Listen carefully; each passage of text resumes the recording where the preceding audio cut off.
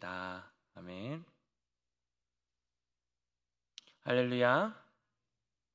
오늘 본문에서는 이 사울이 이 암몬과의 전쟁에서 승리를 하고 또 백성들에게 공식적인 이스라엘의 왕으로 세워지는 내용을 담고 있습니다. 먼저 본문 이 사무엘상 11장이 어떠한 주제를 갖고 있는지를 우리가 살펴봐야 합니다. 문제, 개입, 해결이라는 이 구조로 이 11장을 나눌 수가 있는데요. 표를 보도록 하겠습니다. 문제를 보면은 우리를 구원할 자가 없으면, 또 개입에는 너희가 구원을 얻으리라, 또 해결에는 여호와께서 오늘날 이스라엘 중에 구원을 베푸셨습니다. 이렇게 구분할 수가 있는 거죠. 여러분, 여기서 공통된 것을 발견할 수가 있습니다. 무엇일까요? 구원입니다. 그러니까 암몬 사람 나하스의 연포에 길앗 야베스 사람들은 두려워서 벌벌 떱니다. 그리고 그들을 구원할 자를 찾는 거죠. 이 소식을 들은 이 사울은 백성들을 모으고 구원을 선포합니다. 그리고 전쟁에서 승리를 합니다. 물론 이 사울과 이스라엘 백성들의 승리지만 사울은 여호와의 뜻을 이루는 도구이고 또 그들을 구원하신 분은 여호와 하나님이심이 드러나고 있다는 거죠. 그래서 오늘 이 사무엘상 11장을 보실 때에 구원이라는 이 중심 주제가 들어있다는 것을 생각하시면서 말씀을 들으셨으면 좋겠습니다. 본문 1절, 2절을 보도록 하겠습니다. 같이 한번 읽겠습니다. 시작.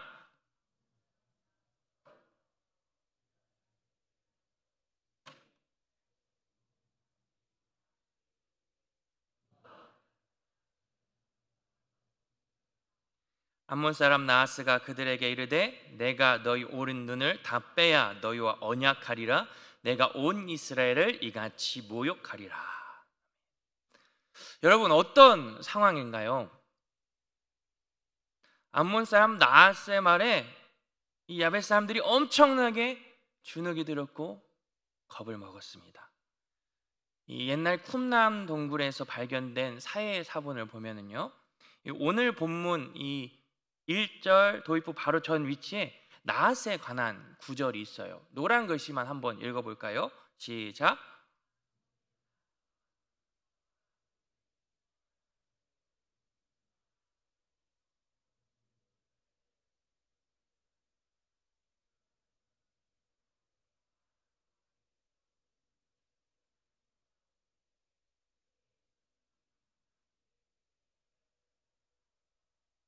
한 달 후에 그리고 암몬 사람 나하스가 다시 등장하는 거죠. 이렇게 본다면 왜 지금 이 야베스 사람들이 잔뜩 겁을 먹고 그냥 바로 언약을 맺자고 하는지를 우리가 또 짐작해 볼 수 있는 것이죠. 여러분, 이들에게는 위기 중에 위기입니다. 나하스의 눈을 뽑히고 말 것이죠. 이 나하스라는 이름의 원을 보니까요, 뱀이라는 의미가 담겨 있다고 합니다.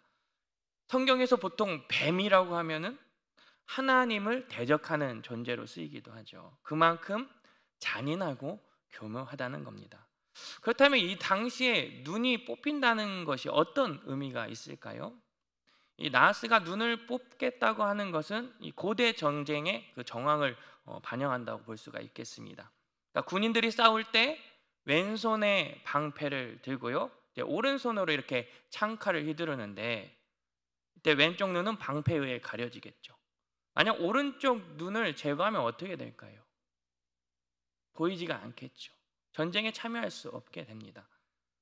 나하스가 한쪽 눈만을 요구하는 것에 대해서 이스라엘 사람들의 전쟁 능력은 떨어지게 하는 것이고, 또 한 가지 더 생각을 해보면요, 이 농사 짓는데 어려움이 없도록 하죠. 한쪽 눈은 있으니까. 그래서 조공을 많이 받겠다, 이렇게 해석하는 견해도 있습니다.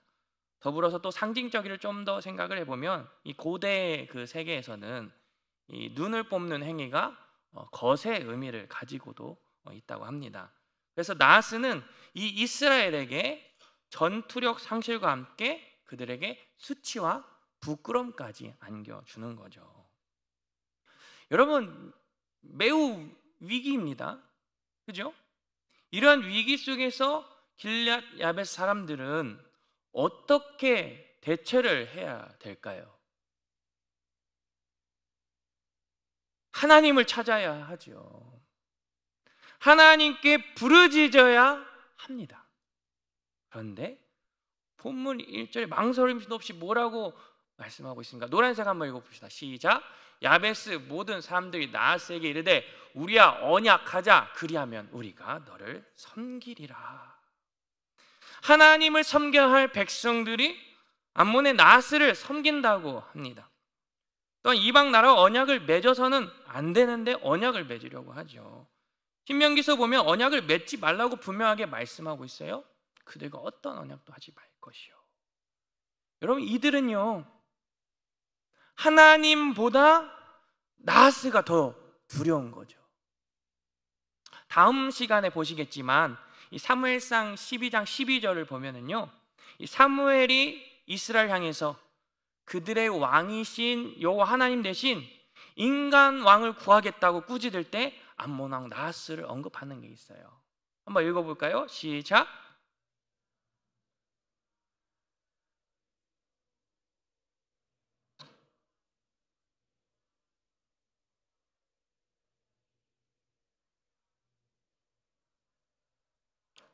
아멘. 이 나하스의 웅장함과 무서움을 본 이스라엘이 우리도 저런 왕이 있어야 싸움에서 이길 수 있겠다고 생각했다는 거죠. 여호와께서 이스라엘의 왕이신데도 이들의 정체성은 왕이신 여호와 하나님 앞에서 다스림을 받으면서 왕이신 하나님을 섬겨야 하는데도요, 이것을 잊어버린 겁니다. 그러면서 우리도 인간 왕을 주세요, 우리도 힘센 왕을 주세요, 우리도 다른 나라와 같이 강력한 힘을 가진 왕을 주세요라고 그 아우성을 치게 할 만큼 이들에게 이 암몬의 나하스는 매우 두려운 존재였다는 거죠. 그래서 암몬 나하스하고 언약을 맺자고 하는 겁니다. 이들의 삶을 좌지우지하는 것은요, 위대하신 여호와 하나님이 아니라 위협을 주는 나하스라는 겁니다. 여러분, 삶을 살아가면서 이 암몬의 나하스 같은 그런 두려움을 경험해 보셨습니까?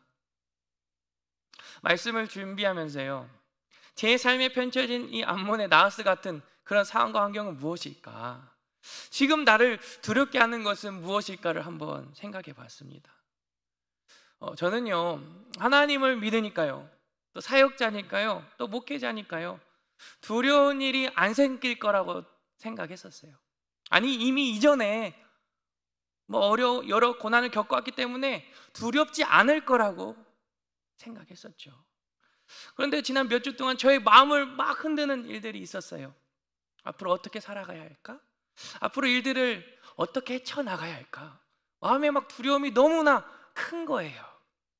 그러면서 이제 과거의 어려운 일들을 이제 막 떠올리는데요, 감사가 나오는 게 아니라 원망을 하게 되더라고요.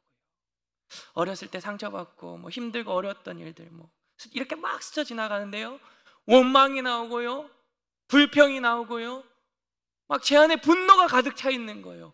하나님, 왜 나에게 이런 상황을 주셨나요? 그리고 현실의 눈앞에 어두운 그늘로 덮여지는 거죠. 점점 제 머릿속에는 세상의 방법으로 가득 채워지고 있었어요. 이렇게 하면 될까? 아니, 저렇게 하면 될까? 하나님의 은혜를 까마득하게 잊어버린 겁니다. 나를 구원하신 하나님의 능력을 잊어버리고 사는 거예요. 앞이 깜깜하는 거예요. 답답하기도 하고요, 두려움에 벌벌 떨고 있는 제 자신이 보이더라고요. 그런데 오늘 말씀을 계속 이제 묵상하면서 하나님께서 저에게 이런 강력한 마음을 주셨어요. 성민아, 돈이 너를 구원했느냐? 권력이 너를 구원했느냐? 인맥이 너를 구원했냐? 상황과 환경이 너를 구원했느냐? 예수로 너를 구원하지 않았느냐? 왜 이것들 앞에서 엎드리고 있는 거야? 왜 세상 앞에서 네가 타협하고 있는 거야? 정신이 번쩍 들었어요. 맞아요, 주님. 예수님은 나의 구주입니다. 예수님은 나의 왕이신데요, 예수님께서 나를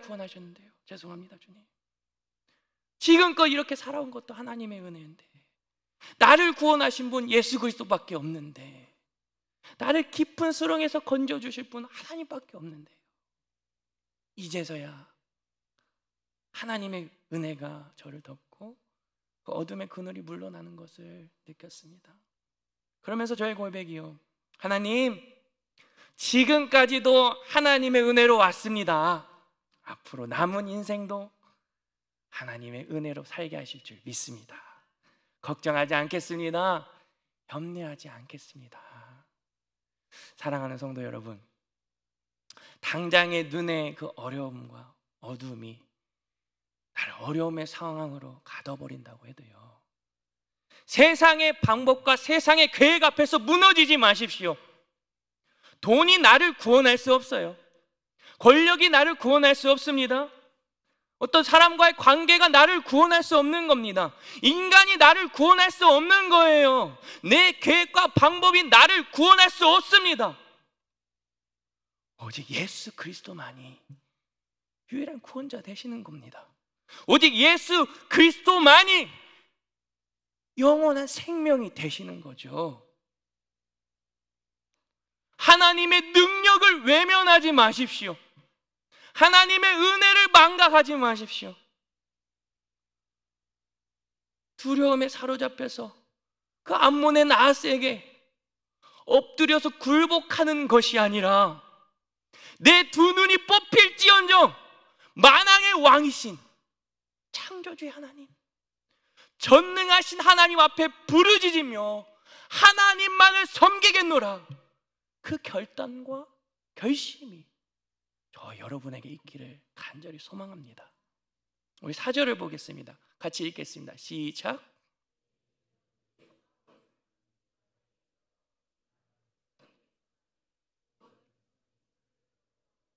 아멘. 이 전령들은 사울이 사는 기브아로 갑니다. 그리고 길앗 야벳 사람들 상황을 이야기하죠. 이 말을 들은 백성들의 그 마음이 어떻겠고 반응이 어떻습니까? 아이고, 어떡해, 이제 큰일 났네. 우리는 맨날 이렇게 약하고 당하고만 사는가? 근데 여기서 길앗 야벳 사람들과 이 기브아가 무슨 관계가 있을까요? 이 사사기 이야기를 보면은요, 유추할 수 있습니다. 이 사사기 19장에 이 레위 사람의 첩이 이 기브아 사람들에게 못쓰짓을 당하게 되고 죽게 되죠. 그리고 이제 베냐민 지파에게 기브아 불량배들을 넘겨주라고 합니다. 결국 베냐민 지파는 그들의 말을 응하지 않게 되고, 남은 이스라엘 지파와 이 베냐민 지파의 피나는 전쟁을 벌이게 되죠. 근데 이 전쟁에 참여하지 않은 사람들이 이제 길앗 야벳 사람들인 거예요. 우리 사사기 21장 8절하고 9절 한번 읽어보겠습니다. 시작.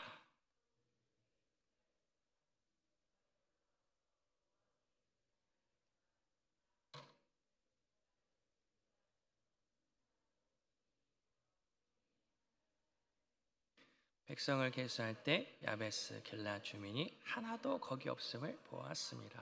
아멘. 뿐만 아니라요, 이 베냐민 지파의 여인들이 다 멸절되어 가지고 또 길앗 야베스의 여인들을 통해서 또 베냐민 지파가 또 존속이 되기도 하죠. 이런 관계를 생각해 보면요, 이 베냐민 지파는 길앗 야베스 사람들에게 은혜를 입은 거고, 또 사울의 입장에서도 도와줘야 된다는 거죠. 5절 말씀을 또 보겠습니다. 시작. 마침 사울이 밭에서 소를 몰고 오다가 이르되 백성이 무슨 일로 오느냐 하니 그들이 야베스 사람의 말을 전하니라. 아멘. 이 구절을 보면은요, 의아하게 생각할 수 있는 부분이 있어요. 그러니까 사울이 왕으로 이렇게 기름 붓고 이렇게 지명이 됐는데 소를 왜 몰고 있었을까요? 이거죠. 그러니까 아직 사울이 왕으로 뽑힌 후 공식적으로 왕의 자리에 오르기 전이기 때문에요, 또 일상생활을 하고 있는 것으로도 이해할 수가 있겠습니다. 또한 이스라엘이 왕정 체제가 제대로 이루어지지 않았기 때문에, 그러니까 어떤 조직 행정이나 뭐 여러 가지 그 조직들이 체계가 제대로 갖춰지지 않기 때문에 사울은 또 일상생활에 들어와서 그냥 농사 이렇게 소를 몰고 있을 수밖에 없다, 이런 견해가 있었습니다. 또 6, 7절을 볼까요? 또 하나님의 영이 사울에게 임하고 또 사울은 소 2마리를 잡아 각을 뜨고 또 이스라엘 전 지역에 보냅니다. 그리고 이제 사무엘을 따르지 않으면 찢겨진 소처럼 될 거라고 하죠. 여러분, 이와 비슷한 장면이 또 생각나야 됩니다. 어디서 나와 있을까요? 사사기 19장 이야기죠. 레인의 첩 사건에서도 등장을 합니다. 이 고대 때 군대를 모집할 때 종종 사용했다고도 합니다. 그렇다면 이와 같이 사울이 그렇게 행동한 이유는 무엇일까요? 그러니까 사울이 이제는 왕으로서 군대 소집 명령을 내린 거죠. 그 후에 이스라엘 자손이 30만 명, 유다 사람이 3만 명이나 모였다고 합니다. 여러분 대단하지 않습니까? 사울이 이제 왕으로서의 면모를 보여주는 장면인 거죠. 그런데 우리는 여기서 이 사울의 행동과 이 백성들의 움직임 때문에 자칫 놓칠 수 있는 부분이 있어요. 아, 사울이 이렇게 소를 막 다 찢고 이렇게 백성들 소집해가지고 이제 왕다운 모습을 보여주구나, 여기까지만 생각할 수 있다는 거죠. 근데 6절 7절을 한번 볼까요? 노란색만 보겠습니다. 하나님의 영에게 크게 감동되며 여호와의 두려움이 백성에게 임하며. 여러분, 이 일은요, 하나님께서 사울을 통해서 일하신 거죠. 제가 조금 전에 이제 사울이 왕으로서 군대 소집 명령을 내렸다고 말씀을 드렸는데요, 실제로 그들을 움직이신 건요, 왕이신 하나님께서 백성들을 모집한 거죠. 그리고 결국 이들을 승리로 이끄신 분이 누구이십니까? 왕이신 하나님이십니다. 우리 12절 13절 볼까요? 같이 한번 읽겠습니다. 시작.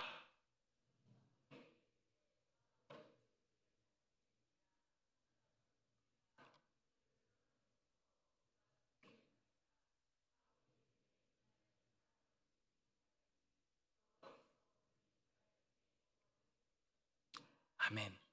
이 백성들은 이 사울이 왕 되는 것을 반대하는 자를 찾아내 가지고 이제 막 죽이겠다고 합니다. 하지만 사울이 어떠한 고백을 해요? 여호와께서 오늘 이스라엘 중에 구원을 베푸셨습니다. 아멘. 여러분, 누가 이스라엘을 구원하셨습니까? 하나님이십니다. 무엇이 이스라엘과 하나님을 모욕하던 암몬을 무찔렀습니까? 하나님의 능력인 줄 믿습니다. 이스라엘 승리는 어디에서 왔고 누가 이루어 주셨습니까?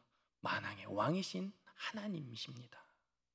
우리가 사무엘상 11장의 이야기를 보면서요, 이 표면적으로는요, 사울이 이제 왕으로서 제대로 역할을 해내고 있구나, 왕의 자리에 오를 만한 인물이구나, 이렇게 생각할 수 있습니다. 그래서 이스라엘 백성들이 사울을 왕으로 인정하는 이야기, 또 사울이 왕으로서 이 통치 능력을 증명하면서 왕권이 확증되는 이야기로 볼 수가 있습니다.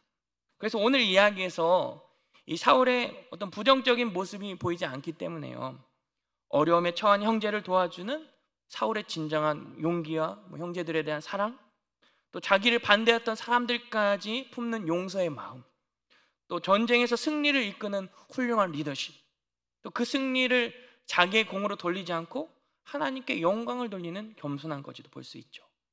하지만 서두에 말씀을 드렸듯이 오늘의 말씀의 초점은요, 구원이라는 거죠.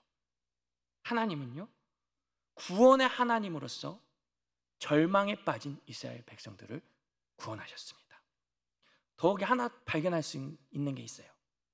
이들에게 슬픔에서 기쁨으로 바뀌어주셨다는 사실이죠. 말씀을 다시 한번 볼까요? 노란색만 읽어봅시다.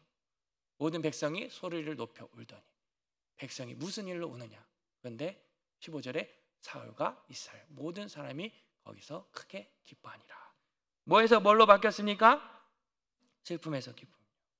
여러분, 이처럼 하나님은요, 백성들에게 슬픔이 아니라 기쁨을 주시는 구원의 하나님이신 줄 믿습니다. 또 이사야서에서도, 요한복음에서도 이렇게 말씀하고 있어요. 우리 이사야서 61장 2절에서 3절 말씀 함께 읽도록 하겠습니다. 시작.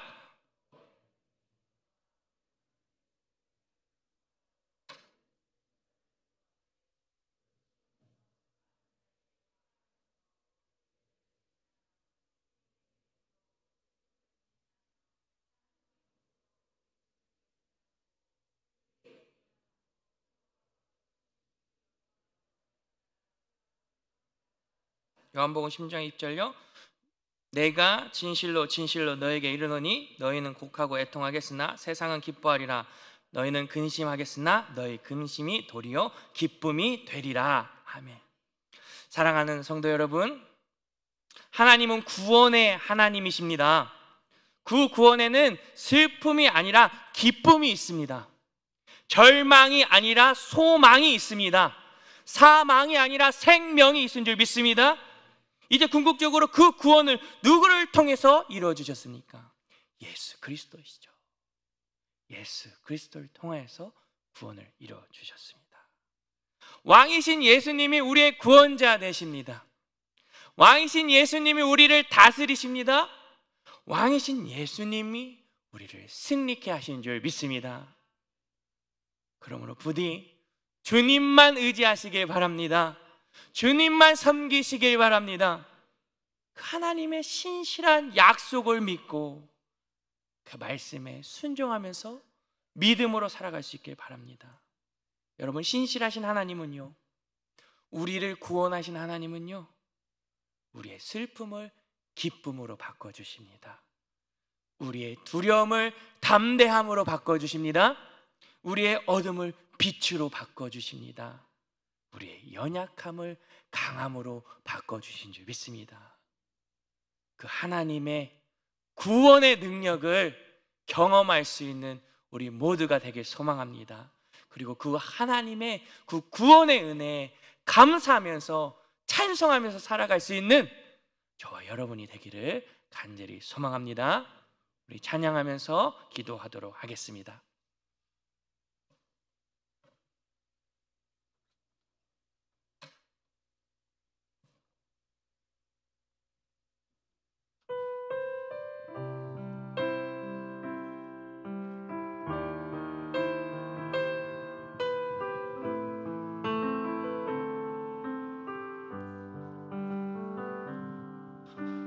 보라,